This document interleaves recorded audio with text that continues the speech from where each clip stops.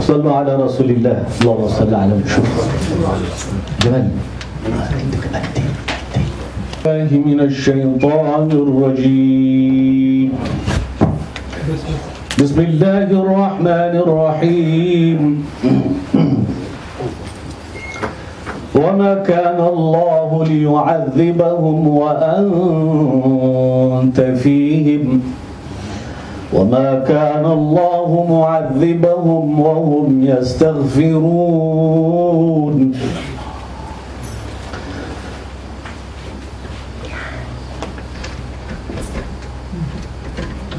وعن علي كرم الله وجهه سبقني صلى الله عليه وسلم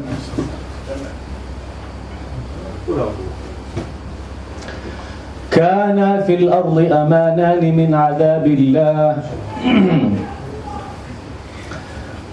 الأولى قد رفعت والثاني ما زالت باقية كما قال صلى الله عليه وسلم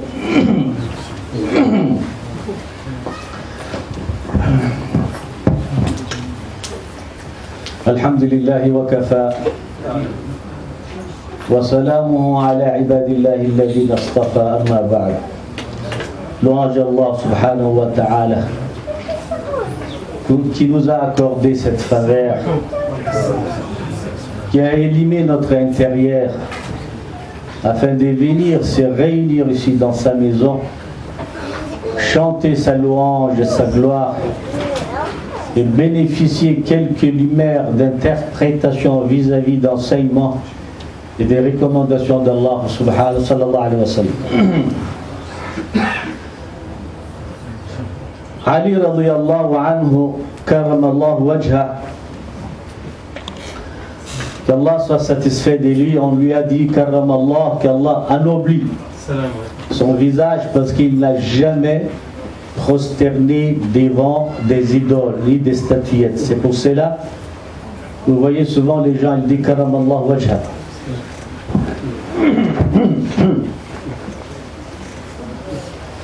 Il a dit, selon ce que j'ai appris du prophète sallallahu alayhi wa sallam, sur la terre existait deux protections, des garanties aussi énormes que le ciel et la terre. Parmi ces deux garanties, des sécurités et des protections, il dit, l'un est déjà élevé, enlevé plutôt. Il nous reste une deuxième chance. Le premier c'est Sayyidina Rasulullah sallallahu alayhi wa sallam. Le deuxième c'est Al-Istighfar. Nous voyons dans les sourates At-Tawbah, chapitre repentir, At-Tawbah ma'na Ar-Ruju' ila Allah bin-nadama wal-istighfar. بأنك لم تعود على المعصية بعد الإيمان, qui veut dire les retours vers Allah sans revenir vis-à-vis de la vie auparavant. Tu te répands, tu demandes pardon et tu continues ton cheminement. Allah il a dit, nous avons récité tout à l'heure, وَمَا كَانَ اللَّهُ لِيُعَذِّبَهُمْ وَأَنْتَ فِيهِمْ يَا مُحَمَّدٍ. Allah ne pourra pas les châtier tant que tu es parmi eux. وَمَا كَانَ اللَّهُ مُعَذِّبَهُمْ وَهُمْ يَسْتَغْفِرُونَ. Allah ne pourra pas les châtier tant qu'ils savent demander pardon à Allah. Et Ali a dit sallallahu alayhi wa sallam, parmi ces garanties, il n'est plus au monde. Donc il nous reste une autre garantie. La garantie qui reste, c'est Al-Istighfar.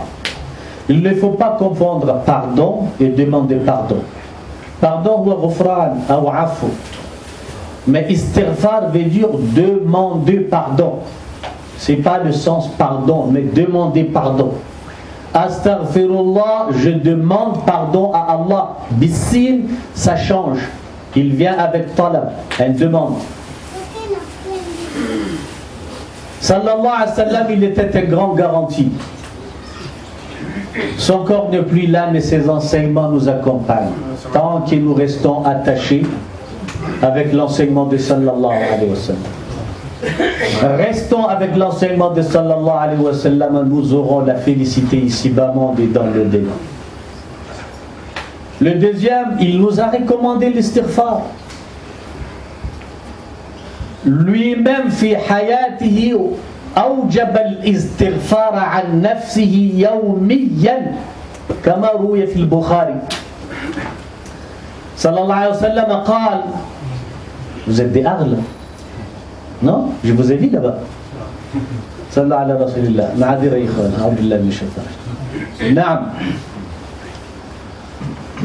Il a rendu obligatoire, presque obligatoire dans sa vie quotidienne, répéter les mots Astaghfirullah, je demande pardon à Allah.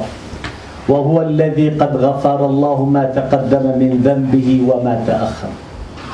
Wa ma zala yalzimu anna al-istighfar yaduru an hayatihi wa yurafiquhu yawmiyan حين يستيقظ بعد المنام قبل المنام يستغفر الله. يقول إمام النووي: فما بال نحن إذا كان النبي صلى الله عليه وسلم قد غفر ما تقدم من ذنبه وما تأخر، فماذا نفعل نحن؟ هو لازم الاستغفار عن نفسه. كم منا اليوم يستطيع أن يمكث يأخذ وقتا قليلا ويستغفر الله باليد أو باللسان، فلا بد باللسان أو بالمصبحة، يفعل ما يستطيع ولكن بقدر استطاعته يكثر الاستغفار. Combien parmi nous capables de le faire pour soi-même, demander pardon? C'est la seule chose qui peut nous garantir aujourd'hui la félicité ici-bas et dans l'au-delà. Al-istighfar. Comme disait Ali karramallahu wajhu. La garantie première, il est déjà parti. Corporellement, il n'y a plus, mais ses enseignements y est. Et puis parmi ses enseignements, il nous a recommandé, parmi les bonheurs ici-bas monde et dans l'au-delà, il a dit Al-istighfar. Al-istighfar abwab as-sa'ada fi ad-dunya wal-akhirah. C'est la porte de toute la félicité, de tout succès, de bonheur. Demandez pardon à Allah. Vous savez la philosophie du demander pardon, pourquoi? Demander pardon à Allah subhanahu wa ta'ala vous ramène dans votre conscience. Vous devenez une personne consciente. Demander pardon à Allah vous amène dans la lucidité dans votre vie quotidienne. Demander pardon à Allah vous permet d'avoir le discernement dans votre vie. Distinguer entre le bien et le mal. Demandez pardon. Il vous amène à la ma'rifati ilahi. Il vous amène dans la profondeur de la science et de la reconnaissance d'Allah subhanahu. Al-ilm wal-ma'rifa, deux choses différentes. Ilm, la science, mais al-ma'rifa, c'est la profondeur de la science, émanant de celui qui vous a créé et tout ce qui contient dans cet univers. C'est ça l'importance de l'enseignement islamique. Naam ayyuha al-ikhwa, un homme conscient qui a les discernements, qui est intelligent, qui réfléchit, automatiquement il revient vers soi à travers l'istighfar qui a été recommandé par le prophète sallallahu alayhi wa sallam. Sans pardon, ni vivre avec le pardon, alors il n'y a pas de grande différence entre nous et les animaux. Les animaux, ils ont une jungle, ils ont une vie, l'agressivité, la violence, la force. Cela n'épargne pas l'être humain dans sa vie sociale, au niveau de la sociologie, psychologie et philosophie. Mais à travers tout ce que je viens de dire, la sociologie, la psychologie et la philosophie, toute cette connaissance et cette reconnaissance, cette sagesse nous ramène dans la connaissance en soi vers celui qui nous a créés. Vers lui nous allons tous y retourner.